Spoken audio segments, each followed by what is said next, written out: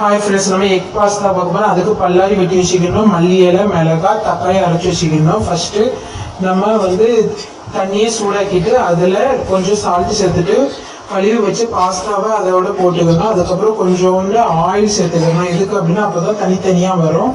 அதுக்கப்புறம் எனக்கு தேவையானது 4 முட்டை எடுத்திருக்கேன். ஃபஸ்ட்டு பேனை சூடாக்கி அதில் எண்ணெய் ஊற்றிக்கணும். எண்ணெய் கொஞ்சம் கொதிச்சதும் அதில் கொஞ்சம் சீரகம் போட்டுக்கணும். அதுக்கப்புறம் நம்ம வெட்டி வச்ச பல்லாரியை சேர்த்து நல்லா கிளறி விட்டுக்கணும்.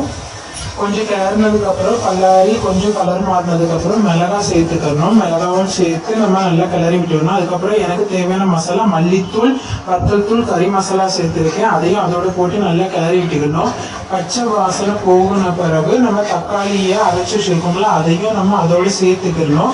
அரைச்சி வச்சு தக்காளியை சேர்த்து அதை நல்லா கிளறி விட்டுக்கணும்.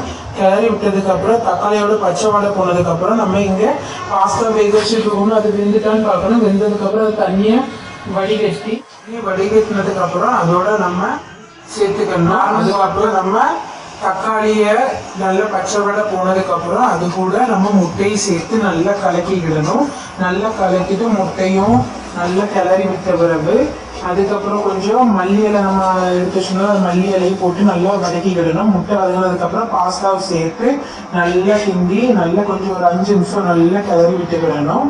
கிளறி விட்டுனதுக்கப்புறம் நமக்கு பாஸ்தா ரெடி ஆகிடும். இது சின்ன பிள்ளைங்க நல்லா விரும்பி சாப்பிடுவாங்க.